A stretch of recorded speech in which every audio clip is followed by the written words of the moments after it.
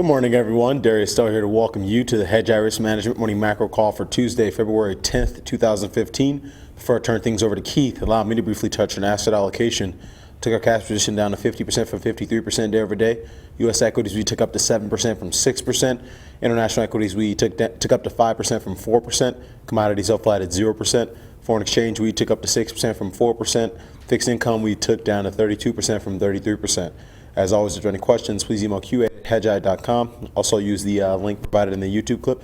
And with that, I'll turn it over to Keith. Thanks, Darius, and good morning. You're looking very stealth this morning. We appreciate that look. Again, I look very boring, as I usually do. That asset allocation, boring to some, but for those of you who didn't want to blow up your monies like they did to you in 2000 or in 2007, we do salute you because, by the way, the U.S. stock market is down for the year to date. Now, that does not mean, as you can see in the asset allocation, that we don't buy equities on pullbacks. We like to buy things when they're pulling back, not when they are going up. So you saw us in real-time alerts into the close yesterday, which was the second down day since the jobs report, signaled buy in both Athena Health and Yum Brands. So again, just a little net longer from U.S. equity perspective in the sectors that we like, which continue to be healthcare and consumer alongside housing. So that's that. Let's just get into today's top three things in my notebook. Number one is the U.S. dollar. It's all the same big macro trade, but number one is the U.S. dollar. Number two is the 10-year bond yield. And number three is the S&P 500 and how it's correlating to both. The first point would be on the U.S. dollar. So the U.S. dollar now looks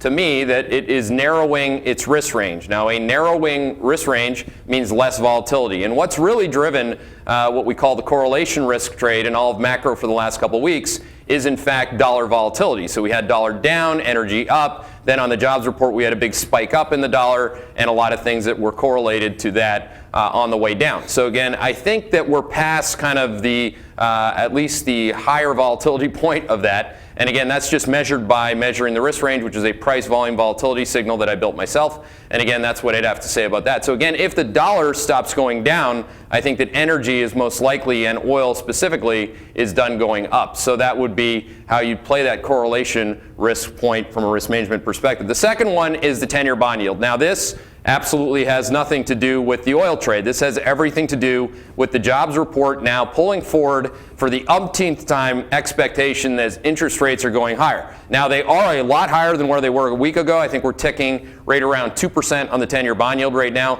But again, the risk range is like 161 to 201 right now. And again, that's a very wide range with a lot of downside. So again, I went through it in the early look note this morning. Really, next week you get CPI and PPI reports in the U.S., which will be deflationary. So that's going to bring back the talk about the other side of what the Fed has to deal with. They don't just talk about employment growth, they talk about inflation. And again, a CPI reading of below 1% is what we have in our model, and we don't think that the Fed has it in them to get more hawkish in the face of that. So that's next week, and again, I think that that would dominate next week. So think about that as you move forward. And again, the employment report, don't forget that the February employment report could be as bad as the January one was good. So you can go into the Fed meeting, which is on March the 18th, in the early part of March when you get the February employment report, and you could have a bad employment report with falling inflation expectations, which should remind you quite succinctly of the environment that we had at the beginning of January. So again, people were concerned about growth slowing, and they were concerned about deflation. That's why bond yields hit really 3-year lows. What was it? Again, they hit 3-year lows for good reason. Now, the final point is the S&P 500.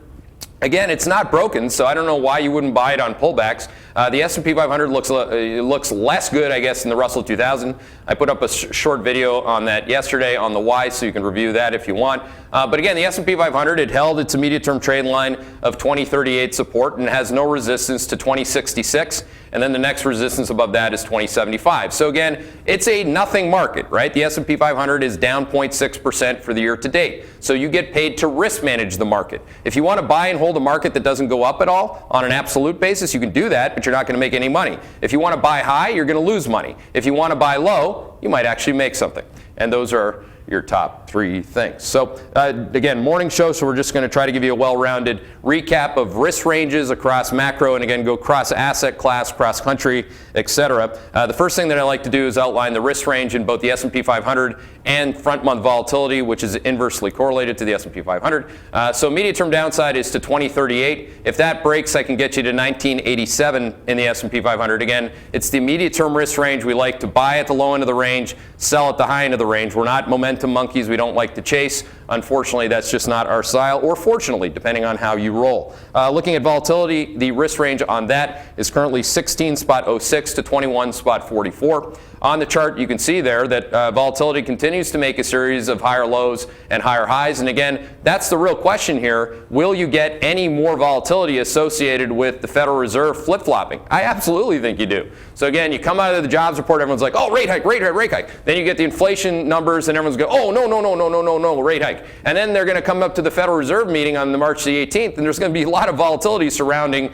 that flip-flopping. So again, get used to it. We've been bullish on volatility since July of last year. It was one of the bigger macro calls that we've made. And again, that remains firmly in place in terms of what both the risk range is signaling and the upside downside for the VIX from 1855, which of course is where the front month closed yesterday. On the volume front, yesterday's volume was actually down on a down day. That's interesting. And again, one reason why I hit the buy button on a couple interesting long ideas. We have a long list of long ideas. We have a long list of short ideas. I hope you have things that you like and don't like in life too. And yes, it's okay to say that you don't like people and you don't like things. My son has a lot of things that he doesn't like to eat, and I don't hold it against him. So at the end of the day, there are things that we like, there are things that we don't like. It's called long short. And again, I'm not going to apologize for doing that. I think we do it quite well. Advanced decline line yesterday, there were more things that were declining than things that were going up. So again, 40% of stocks were up, 57% were down. The breadth in the market continues to deteriorate. So again, what I'd say about that is on the things that you like, make sure that they're also the things that aren't going straight down. There's a lot of things that have been going straight down, not the least of which is the bubble formerly known as 2014. There can be Alibaba, there can be GoPro. There's a lot of these stocks that I don't see any accountability out there in the Twitter sphere, that is for sure, from the momentum chasing community, that these stocks they used to be long all these stocks. Now we hear crickets. And again, I am and will be on an ongoing basis concerned with the Silicon Valley bubble that was built into 2014, much like we had bubbles in 27 and 2000. Just because you had a bubble doesn't mean that the bubble can't resuscitate itself. Don't forget that the NASDAQ bubble of 2000 didn't really start blowing up until the second quarter. The first quarter was a lot of chop, which obviously you see currently in the market today. Sectors yesterday, just to recap what worked and did not work. Housing worked. Housing was one of the few sectors that went up in a down tape.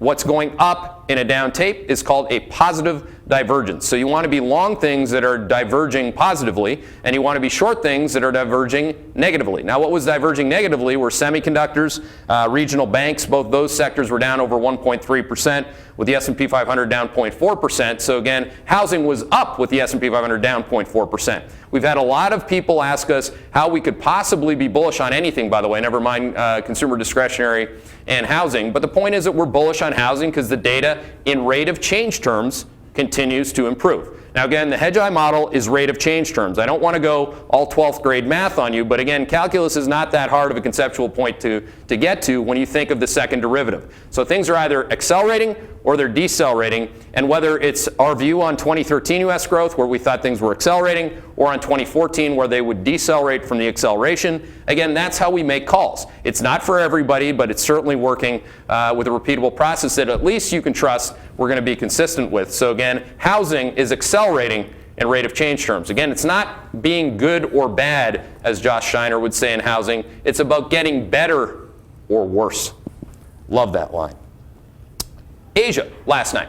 Up a little bit, just a little bit, for, I guess, India after being down more than a little bit yesterday. But Japan was down 0.3%. China was down 1.5%. China was up rather 1.5% on the bounce.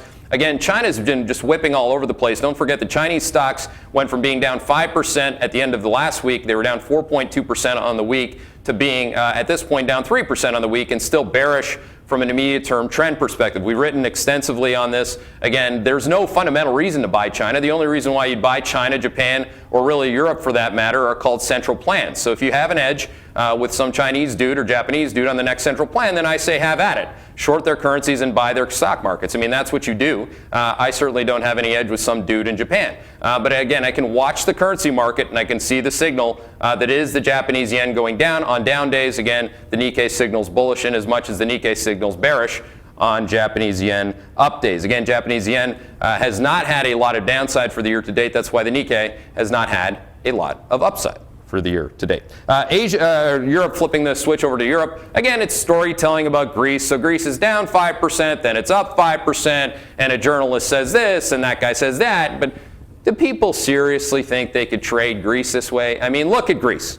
If all you do is just turn off the macro madness of what is the media on Greece, you will note that that chart has done nothing but go down for at least the last year. Now, you can buy chase those little tails, those little spikes to lower highs on that chart, and you can believe that Greece is going to magically resolve itself, but you will get killed doing that, I can assure you. The risk range on the Athens index, if you're measuring it, has immediate term downside to 679. It's currently trading like up on whatever it is it's up on, 780, 785 now. It's got downside to 669. It's got upside just in the immediate term risk range to 806. So again, upside in the range is not a lot. Downside in the range is a lot. So I wouldn't buy Greece. I mean, I certainly wouldn't buy Europe because of Greece. I mean, that is what it is. Germany, however, again, we're looking at the world in a deflationary, or at least from a deflationary scope. That is our global macro theme, has really been since September. So what I want to do with deflation is I want to own good balance sheets and I want to be short bad balance sheets, longs, shorts. In Europe, if you want to express that in country terms, what you want to do is you want to be short Greece and you want to be long Germany. So again, EWG, interesting. I'm almost at hitting the buy button on that on the pullback here. So again, looking at that for what it is. Germany looks a lot better than the S&P 500, by the way. The returns are actually absolute. God forbid I just said what it is. Commodities across the board look like they're ready to fade here. Commodities, whether you look at the CRB index, which bounced a full 7% off its it was 213 was the low. You can see it on the chart there. Now it's at like 228. Could go back to 212, 210. I mean, that's deflation. If you can't see the deflation in the chart, you don't even need to, you could actually be colorblind and you could still see the deflation in the chart. It's going straight down with a bounce. That's what it is. Oil, same thing. Immediate term downside to just north of 43. Top end of the risk range is just north of 54. So again, same thing. Looks just like the CRB chart. So again, to get those two charts right from here, I think you need to get the dollar right. If the dollar starts to go up again, those things would go down again. These correlations currently in the model are extremely high. In other words, they're inversely correlated, the dollar between commodities and or WTI on the oil front. We signaled to reshort copper yesterday. I think we've only done that about a dozen times in the last 12 weeks. So again, yeah, it's been a good call. On the 3.6% bounce from last week, you want to be selling copper and related assets. And then on the 10-year risk range, I already said this at the top, but just to remind you, the risk range is really wide, 161 to 201. And again, it's a dynamic risk range that refreshes. So again, as real-time markets are trading, I just hit the button, it refreshes, gives me a new range, and then I deliver it to you. Now the risk range is again set up so that you make good decisions at the low end of the range, good decisions at the high end of the range. So if you're buying long bonds, and again, many people miss this. This is one of the very, very few opportunities you're going to get again before the CPI and PPI reports come out, and the Fed just being who the Fed is. I think that you got to be very cognizant that we're at the top end of the range. So you're going to see the low end of the range in TLT, EDV, zeros, any munis, anything that really utilities, it's all the same thing. It's a rates trade. So again, keep that in focus as you get an opportunity again to buy those things at the low end of the range. Economic data points away from kind of the things that I've been saying circuitously here throughout my rant. All CPI numbers and PPI numbers this morning were deflationary. Norway, I know you're all, you're getting that from mainstream today. Norway's PPI, Producer Price Index, was down 12.4% year over year. Now, if you're the poor Norwegian guy who's selling in those prices, you are not happy. Okay, it's called your top line or your revenues. They're deflating. So again, this is the problem. It's been the problem throughout earnings season for companies that have currency adjusted problems on this. It's a real big problem for companies that sell in real-time prices, that are deflating. So again, it's not that complicated. Chinese PPI down 4.3% year over year in January versus down 3.3% last month. If you look at CPI, Swiss CPI down 0.5% year over year. So it's not just decelerating in rate of change terms. These are deflationary numbers. They're down year over year, and that's the point that I wanted to make on that. And a good spot, I guess, Darius, to take some questions. Indeed it is. Indeed it is. First one's pretty juicy. Is it about the hat? No. People love the hat. I'm getting a lot of compliments there in the queue. So what did you think about this morning's Huffington Post article? I guess the article came out on Hedgeye this morning.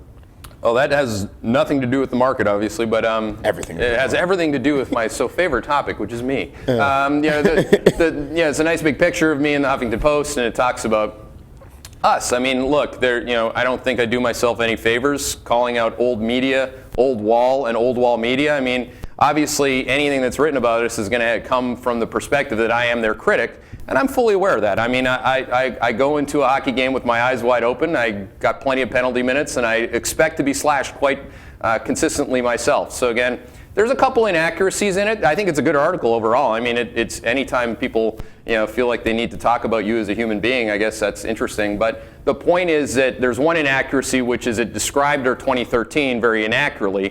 2013, of course, was the year where we were uber bullish on U.S. growth. We were very bearish on the bond market. We were very bullish on growth stocks and very bearish on interest rates, the upside down risk of that. So again, I think the article describes like what our year was from some Texan guy in his basement trying to make up our returns. We don't have a return. We don't run a portfolio. We have signals. Some of them are right, some of them are wrong. But I would not confuse that with me running my old fund. People definitely look to us to make big macro calls. I think if all you've done with us is watch our interest rate call for the last 2 years, I mean, very few firms said interest rates could break out in 2013, and even fewer said after that they would reverse and fall. So again, that's really the big call that a lot of investors find value in. There's so many different ways to express those interest rate opinions, and expressing them accurately at both the ETF level, subsector exposures, asset allocation exposures, and long and short ideas. Cool, absolutely. And on interest rates, what's your intermediate term range for the 10-year Treasury yield? Intermediate term, I can get you up to, I think it's 210. Intermediate, actually no, it's 234. 210 is the immediate term trade line of resistance on the 10-year.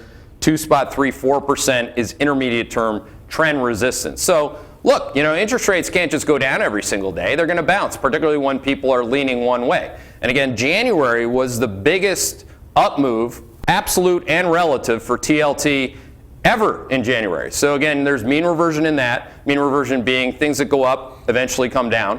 And as it's coming down, you get these levels which come into play. And again, I'd say 210 is immediate term. You have 3 different levels I'm giving you this morning, just so that we're clear on being what we call multi-duration. So again, when something comes out of your mouth, it may be different if you're asked about a longer term duration than the one you're talking about. So the very immediate term duration, like the next 3 days, the immediate term upside in the range currently is 201. From a 3-week perspective, 3 weeks or less, we call that our trade duration, it's 210. From an intermediate term trend perspective, which is 3 months or more, it could be 234, 2.34%. So again, there's a lot, there's a lot that happens there, but none of that is in the area code of where people, the Wall Street's at 3.06% on their year-end target for the 10-year bond yield. I don't think that there's a hope on this side of that hell that you'd get that. Yep, and you kind of touched on this, but it might be worth hitting on again. Why is gold not getting a bid here? I think primarily because interest rates have gone up aggressively in the last 2 or 3 days. Now, it's a 3-day counter trend move in rates is not the friend of the gold investor. The gold investor or the gold bug or the religious cult that is based on gold loves 2 things: rates and dollar falling at the same time. Okay? That's the epicenter of the gold religion. When rates are going up and the dollar is not going down, that's why gold, I think, has had it's really had its issues in the last 3 to 4 days. Yep. And moving along, you wrote this morning that the February jobs report has a high probability of being a bomb. How does this juxtapose with your view of quad 1 in the first quarter? Well, the probability rises at the end of a cycle that you eventually have a bomb on the jobs report front. So again, the jobs report, if I look at higher frequency data, so if I look at weekly jobless claims, the rate of change is now not getting better, it's getting less good. You have ADP getting less good, you have any kind of component of employment, whether it's the ISM report that came out last week, or just read the tape. I mean, there's an accelerating amount of deflation-oriented firings in the energy space, which may or may not be in the jobs reports yet. There is a rising probability that you get a jobs report that characterizing it as a bomb is I don't think I said bomb, but if I did, sometimes I use the wrong word. I know nobody else does, but I will admit fully that I use the wrong word. I don't personally have any bombs at home. I don't know why you call it a bomb. And if I did call it a bomb, I maybe shouldn't call it a bomb. But you could wake up and it could look like a bomb. I mean, the reality is that that's the point. When everybody thinks it's rainbows and puppy dogs and the most late cycle economic indicator that there is, which is employment, the probability is rising at the end of the cycle that they wake up to what might actually feel like a proverbial bomb. Indeed. You still want to be long TLT? Yes, absolutely. If I didn't, I would take it off the list. Cool. That's a good answer. I think we're on questions. We got a bunch of comments. I don't know if you want to hear the comments or not. Comments? I mean, I guess. All right, so one from... Any comments about how I had red toques painted on my skates when I was in junior hockey? There's a lot of... There'll be a lot of toques is the blade underneath the skate. Gotcha. Yeah. You know, when you have to be noticed, you got to do something. Absolutely. I mean, look at what you're wearing. I mean, exactly. Case in point. Actually, we'll wrap it up there, folks. I think this is carried on long enough. Appreciate you guys tuning in, and we'll catch you back here next time. Cheers.